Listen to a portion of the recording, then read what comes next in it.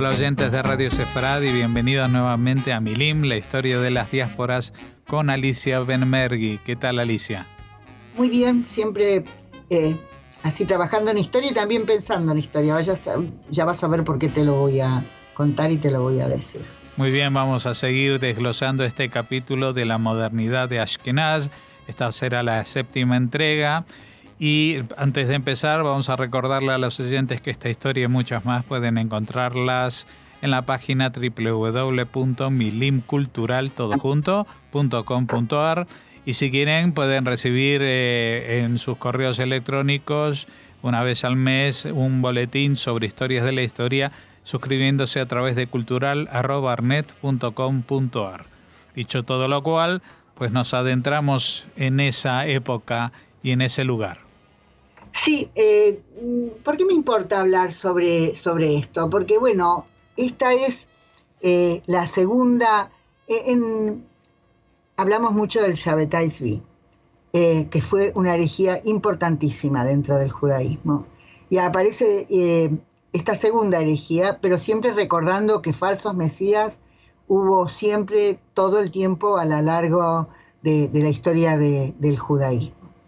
Y Yaakov Frank es un personaje muy siniestro en las palabras de Gershom Scholem, que es prácticamente lo que él dice es que es la figura más inquietante y atroz de toda la historia del mesianismo judío. Es alguien que nace en Chernóbil en el año 1725.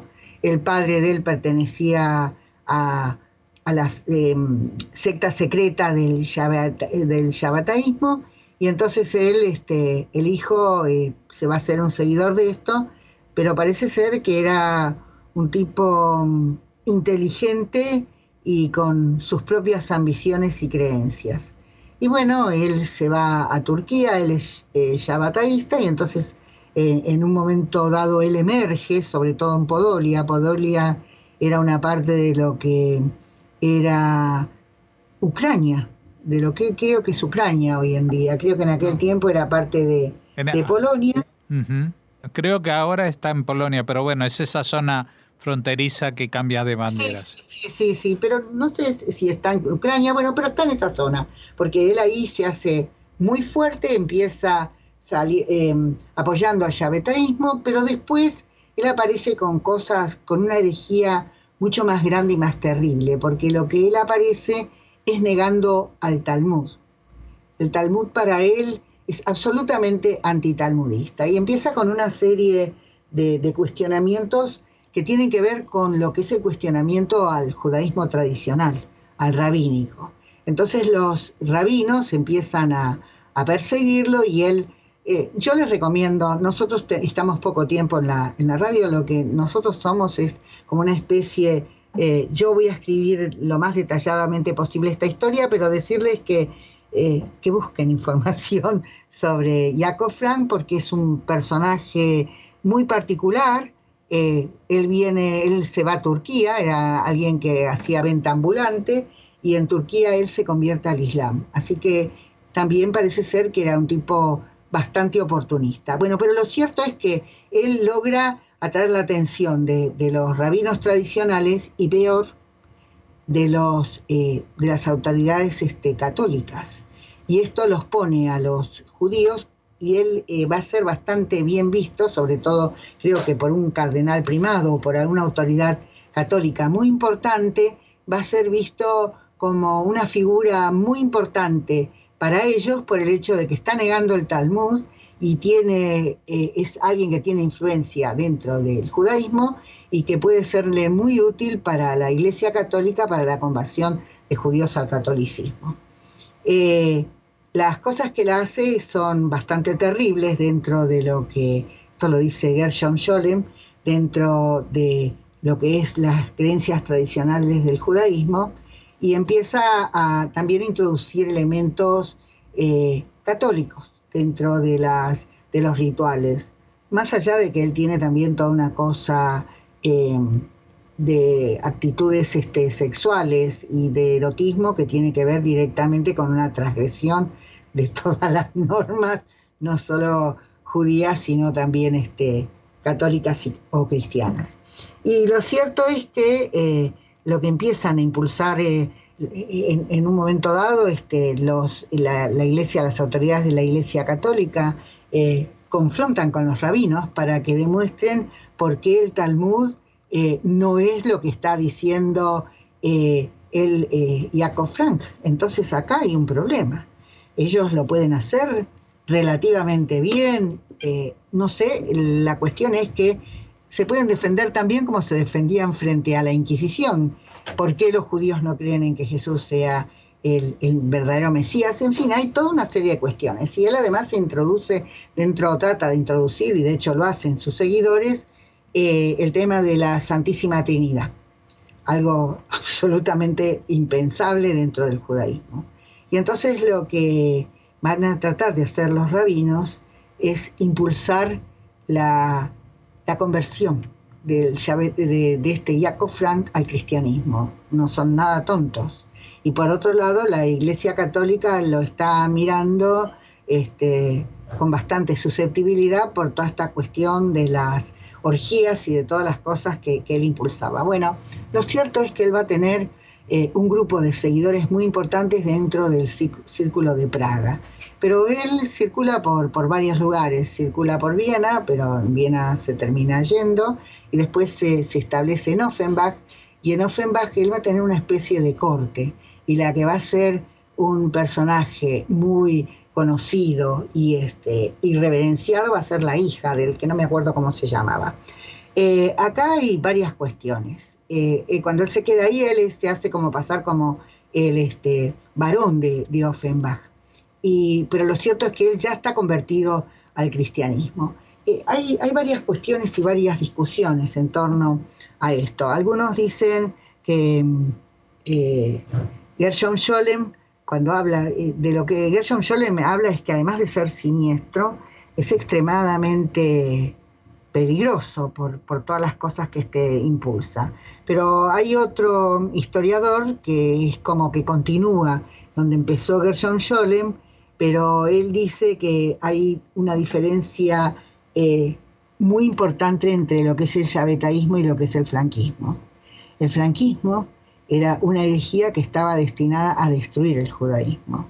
Y el yavetaísmo, con todos sus defectos y con todo eso, no había llegado tan lejos. Entonces que esto queda dentro del judaísmo como una secta secreta, como con cosas que el judaísmo no quiere, pero que el franquismo es directamente disruptivo, no solo disruptivo, sino destructivo. Y lo que terminan diciendo los varios historiadores que se ocupan de esto es que finalmente la influencia de los seguidores de Frank termina desapareciendo, porque bueno, queda dentro de los grupos cristianos, y se dice que parte de la nobleza polaca hay una que tiene su origen en el pasado judío de los seguidores franquistas. No sé, tengo un rato más para hablar. Sí, por supuesto.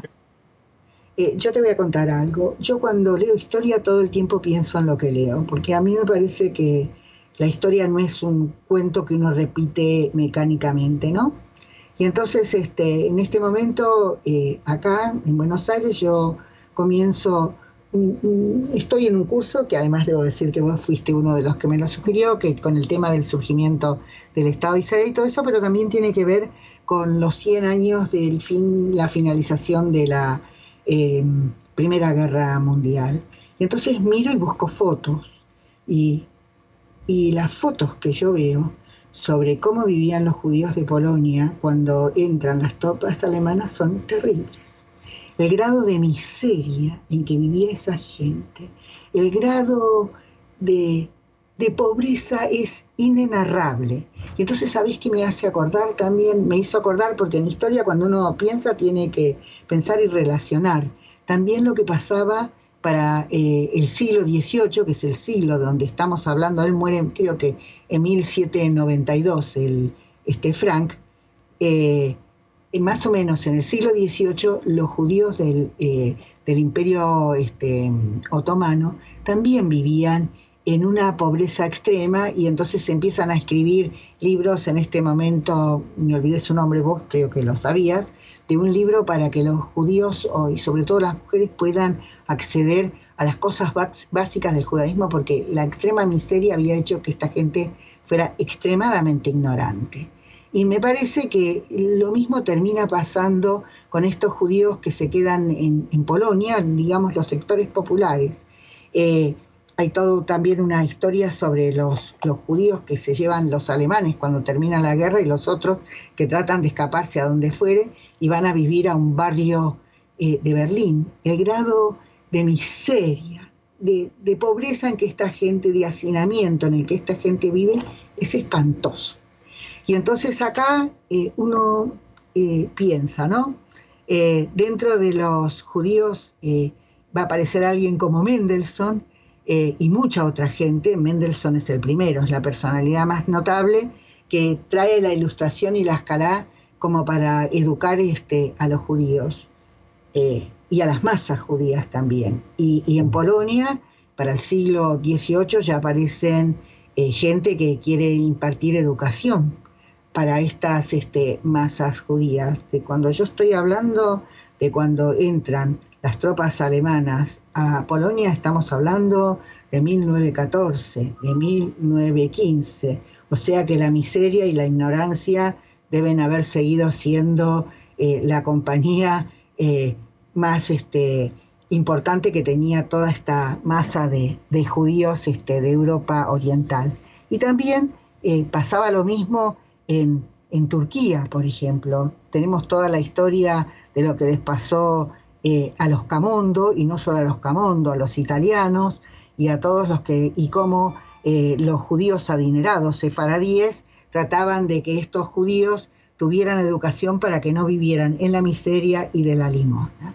Entonces la pregunta que uno se hace, digo yo, ¿qué es lo que pasa? Si la miseria era tan grande, el grado de ignorancia y de superstición y de baja calidad del judaísmo también tiene que haber sido muy grande, porque cuando uno escucha ciertas supersticiones y ciertas cosas, y yo creo que por eso Gershom Scholem se pone a escribir, diciendo que el judaísmo no es solamente ese sobre el que han escrito los ilustrados judíos alemanes, que es tan agradable para uno de ver y conocer, es decir, bueno, las masas eran muy ignorantes, muy supersticiosas, el tema del getoid, del mal de ojo, el tema del miedo que tenían, de todas estas cosas, estaban muy relacionadas con la miseria, con la pobreza, con las condiciones de vida terribles que tenían. Sí, bien que cuando aparece el hasidismo, y esto es en 1770, está dedicada a reivindicar de estos judíos de por lo menos su ignorancia del judaísmo y de las vidas tan primarias y primitivas que llevaban. Pero el tema es que eso debe haber existido, debe haber estado bastante difundido y debe haber tenido que ver también con estas, no sé si solo herejías, sino con todas estas supersticiones y todo esto que es propio de los pueblos más pobres, menos educados. Y bueno, acá vamos a encontrarnos con esta cosa nueva que va a surgir dentro del judaísmo, que es el tema de la escalá, de la educación, y sacar a estas masas judías de este atraso, de esta ignorancia que los sumerge cada vez más en la pobreza y el atraso. Y me parece que esto es importante tenerlo en cuenta, porque si no, es como que uno se está leyendo la historia que le gusta y no la historia que fue.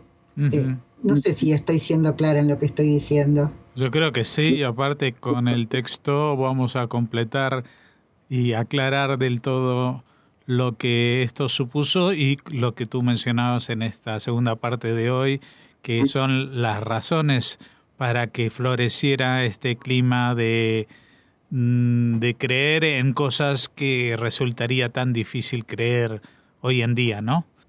Sí, pero también yo me pregunto, porque es una sensación. La vez pasada yo circulo por muchos textos por mi trabajo, y entonces estaba sobre lo que significa la ilustración y la emergencia del romanticismo, que tiene también toda una cosa también de instinto, de todo eso, de esa lucha permanente que se ha dado a lo largo de la historia dentro de lo que es la razón y lo que es la emoción, de lo que es la racionalidad y la emocionalidad como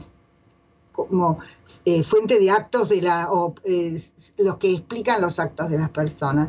Y lo que me doy cuenta que en el judaísmo esa lucha todo el tiempo se dio, todo el tiempo existió. Supongo que vos venís de una familia de los descendientes de Masquilim, de esos que rechazaban toda esta cosa así de toda la superstición y de toda la irracionalidad, pero también miremos que también ahora existe todo un debate también entre esto que continúa. Parece que los tiempos pasan, pero bueno, si vos ves la magia y todo eso, no estoy hablando solo dentro del judaísmo, ¿tá? Que esa es como que por un lado hay una racionalidad extrema, la racionalidad extrema también tiene incluso tiene que ver, hasta pensándolo bien, con la emergencia del nazismo a mitad del siglo XX. No sé, me puse muy filosófica más que historiadora y no lo debo hacer. Pero bueno, uno no puede evitar pensar en esas cosas y qué consecuencias tuvieron y qué le pasó a la gente mientras tanto. Bueno, vamos a poder seguir desgranando estos pensamientos y ahondando en ellos en futuras entregas dentro de 2 semanas, por ejemplo. Mientras tanto, como siempre, te agradecemos todo este esfuerzo de traernos esta parte siempre muchas veces eclipsada de nuestra propia historia para conocernos mejor. Muchas gracias, Alicia Benmergui, y hasta la próxima. Muchas gracias a vos y a todos los que nos escuchan. Y muchas gracias por la paciencia de todos estos debates internos a los que me someto, pero me parece que nosotros no hablamos de la historia que está escrita en los libros. Cuando hablo de estas cosas estoy hablando de la gente, desde donde venimos y lo que somos nosotros también. Bueno, hasta nuestro próximo encuentro.